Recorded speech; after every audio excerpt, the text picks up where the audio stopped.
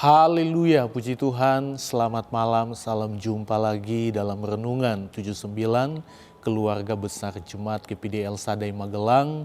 Dimanapun kita berada, saya percaya Tuhan menyertai, Tuhan yang memberkati setiap kehidupan kita. Mari sama-sama malam hari ini kita akan menikmati kebenaran firman Tuhan dalam Renungan 79 malam hari ini yang saya beri tema musim yang baru. Kita akan melihat dalam kitab Yeremia pasal yang ke-50 ayat 19 dan ayat yang ke-20. Yeremia 50 ayat 19 dan ayat 20, demikian firman Tuhan. Tetapi aku akan mengembalikan Israel ke padang rumputnya supaya ia makan rumput di atas Karmel dan di Basan dan menjadi kenyang di atas pegunungan Efraim dan di Gilead. Pada waktu itu dan pada masa itu demikianlah firman Tuhan, orang akan mencari kesalahan Israel tetapi tidak didapatnya, dan dosa Yehuda tetapi tidak ada ditemukannya. Sebab aku akan mengampuni orang-orang yang kubiarkan tinggal hidup. Bapak, Ibu, dan Saudara yang diberkati, tentunya kita mengenal siapa umat Tuhan, kaum Israel. Mereka adalah umat Tuhan yang dikenal banyak menaburkan hal-hal yang buruk, yang bertentangan dengan firman Tuhan tentunya. Misalnya pemberontakan kepada Tuhan, penyembahan berhala itu dikenal. Dan dosa-dosa yang mereka lakukan, hal-hal yang jahat yang menyakiti hati Tuhan. Tetapi Tuhan mengasihi bangsa Israel.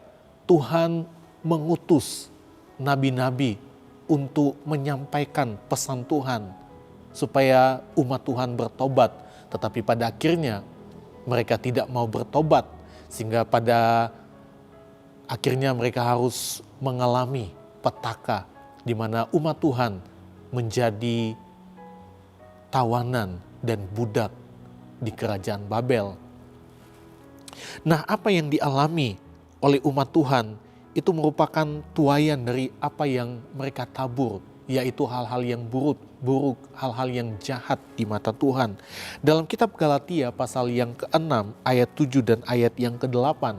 Galatia 6 ayat 7 dan ayat 8 dikatakan, jangan sesat, Allah tidak membiarkan dirinya dipermainkan, karena apa yang ditabur orang itu juga yang akan dituainya. Sebab barang siapa menabur dalam dagingnya, ia akan menuai kebinasaan dari dagingnya. Tetapi barang siapa menabur dalam roh, ia akan menuai hidup yang kekal dari roh itu. Dengan jelas kita lihat firman Tuhan berkata, kita akan menuai dari apa yang kita tabur.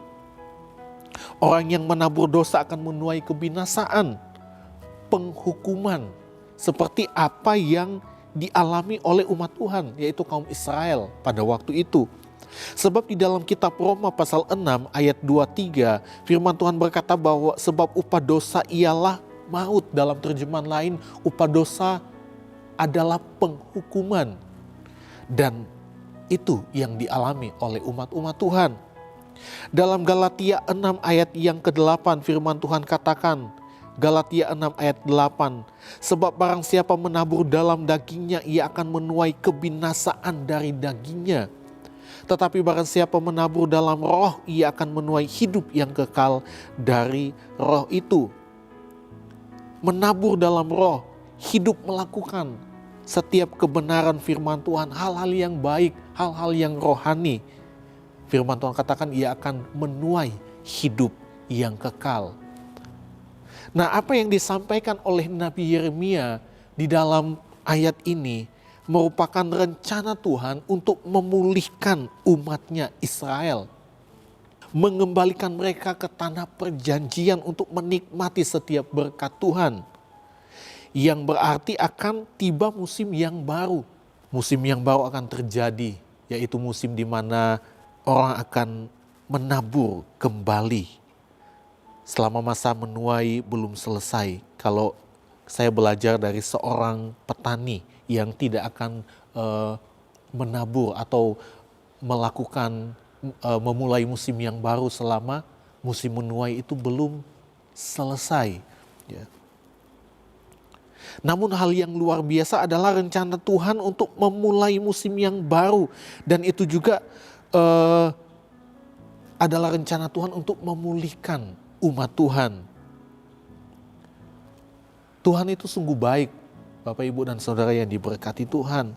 Tuhan itu penuh dengan kasih karunia meskipun kalau kita lihat umatnya suka memberontak dan hidup dalam dosa, namun Tuhan tetap mengampuni setiap dosa umat-umatnya. Bahkan Tuhan memberikan kesempatan kepada umatnya untuk mengalami pemulihan.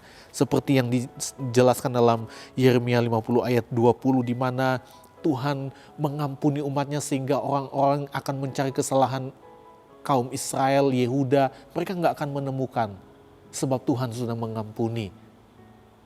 Luar biasa kasih Tuhan dalam setiap kehidupan umatnya. Dan hal yang paling luar biasa adalah Tuhan memberikan kesempatan kepada setiap kehidupan kita untuk memulai musim yang baru. Musim untuk menabur kembali. Namun kalau kita melihat musim yang baru adalah kesempatan untuk menentukan kehidupan kita selanjutnya seperti apa. Namun untuk memulai musim yang baru, pastikan dengan apa? Menabur hal-hal yang baik, kebenaran, kekudusan, kesetiaan. Supaya apa? Supaya kita menuai bukan penghukuman, bukan kebinasaan. Bangsa Israel diberi kesempatan untuk memulai musim yang baru, menabur hal-hal yang baik tentunya. Hal-hal bukan lagi yang bertentangan dengan firman Tuhan.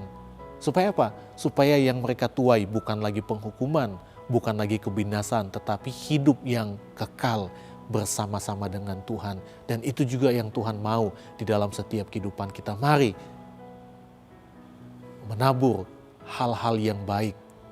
Mari menabur kekudusan. Mari menabur segala sesuatu yang berkenan di hadapan Tuhan. Maka saya percaya kita akan menuai setiap hal-hal yang baik juga dari Tuhan.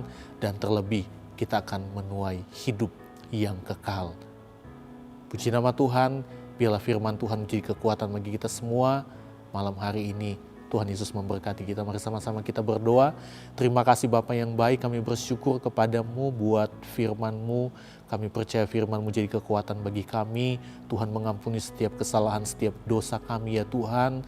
Kalau kami sudah menabur hal-hal yang tidak baik, yang bertentangan dengan kebenaran firman-Mu, ampuni kami, bila kami boleh memulai musim yang baru, menabur hal-hal yang baik, sehingga kami menuai hal-hal yang baik, bahkan terlebih kami menuai hidup yang kekal bersama-sama dengan Tuhan. Terima kasih Bapa, berkati umat-umat-Mu, berikan mereka kekuatan dimanapun mereka berada. Kemenangan selalu menjadi bagian dalam hidup mereka. Bersyukur buat firman-Mu malam hari ini dalam nama Tuhan Yesus Kristus. Haleluya. Amin.